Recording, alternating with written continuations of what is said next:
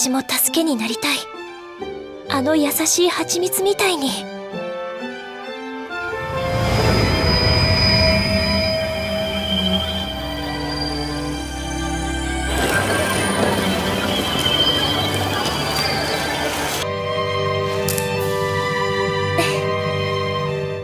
So, my friends, I'm all about being 100 with you guys. I'm all about keeping it a buck, keeping it real, okay? And a couple of things to note is, first off, the Saints' magic power, the Saints' magic power is omnipotent, okay? I love this anime. Now, here's keeping it 100 is like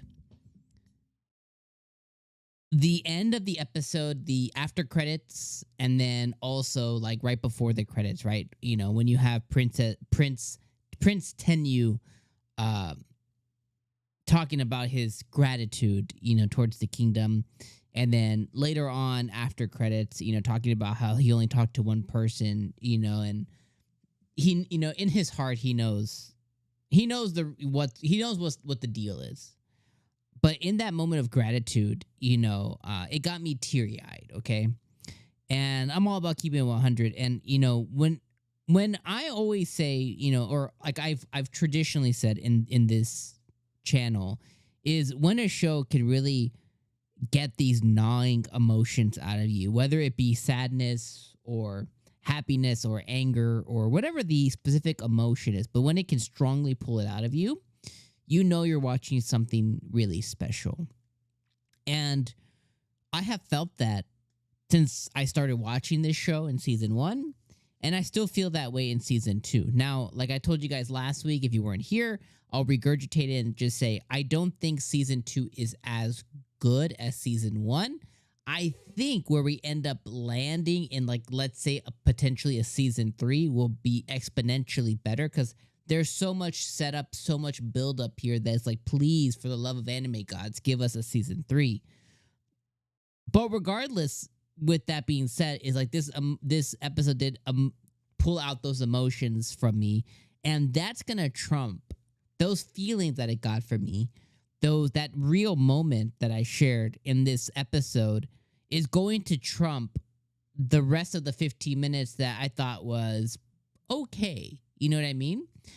Because if I remove the last 5, the rest of the episode I thought was a serviceable, okay episode. But those 5 minutes made such an impact to the other 20, 21 minutes, 23 minutes, whatever it was. Like, it superseded all of that.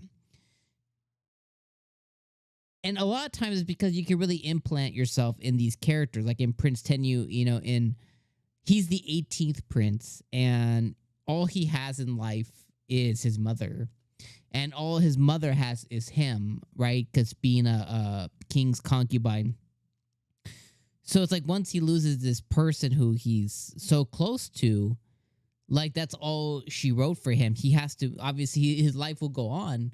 But it's one of those things of like, yeah, you fight tooth and nail to the end. And that's what he did here, you know? And I don't know. It just hit a chord with me, and I really loved it.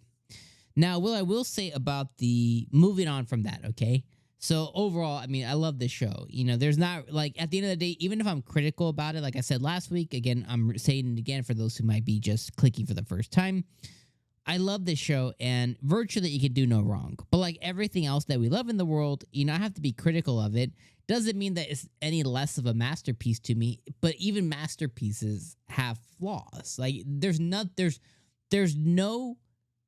thing in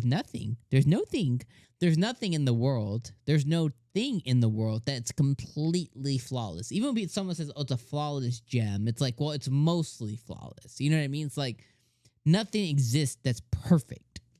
So with that being said, I don't know how much of a fan I am of the Prince Tenyu arc. I think it was too drawn out. I think it took too long to get to where we got to. And although, like I said, the end of this arc did make me emotional, did make me a little teary-eyed, and I will never not give credit where credit's due because it pulled that emotion out of me. I really thought that we were about to finally get out of this little bubble that 𝐒𝐻's been in and finally go to another kingdom, get her to go find more medicinal herbs and go find more about the world and go, save this kingdom's concubine or whatever and get closer to Tenyu. And maybe he ends up being another love interest down the line. I don't know. Maybe the captain dude ends up being a love interest or something like. But I just thought that we were going to get more from. I thought the end of this arc we would get more out of it, but it seems like it's just kind of cut off here, and we're going to put this behind us, and now we're moving on to the next thing, which might be, I don't know, you know what I mean? Moving on to something else at this point, and I don't know what we're going to get. I don't want to guess, but I hope it's something romantic at this point. Like, I need a little, to kind of like spark me back up with the show. And I think 𝐒𝐻 does too. But it's like one of those things, like I'm a little disappointed in this arc. Now, one thing that I've said recently is, in the anime world, 95% of anime is adapted from a manga or a light novel or a web novel or something like that. It's very rare that we get truly pen to paper to animation anime. It's more often than not, it's a readable of some sort. And that's what 𝐼𝐶's magic powers Omnipotent is. So I will tell you up front that I do think this specific arc would have been and probably is a better read versus a watch. Because what happens when you adapt these arcs like this that are more wordy is they have to adapt it and they have to take a lot of the context and fluff away that you would probably get with reading. So like the conversation Tenyu had with 𝐶 was probably more long-winded, and her feelings and thoughts were probably more drawn out on paper than they are watching it. And I think this is one of those scenarios where reading and laying your imagination to the rest of the work probably is a lot better experience than watching, because this adaptation have to cut off a lot. But the thing is, what happens when you adapt something into an anime, you need to make it entertaining. And I think sometimes because you're losing some of the context, you don't get entertained either. So I don't know. It wasn't my favorite arc ever, and I hope it can only go up from here, and hopefully we get back to the romance. But I think the last thing I'll say too is 𝐶 during this arc as well. She wanted to help Tenyu. She wanted to help, right? And she ended up helping, and she ended up finding a way to make a cure and stuff like that. But at the end of the day, it's like she's the saint. She's the hero of the story. It's like if she wanted to go and say, "Hey, I can help you," or "Hey, I'm the saint," or "Hey," at the end, the kingdom wants to protect her.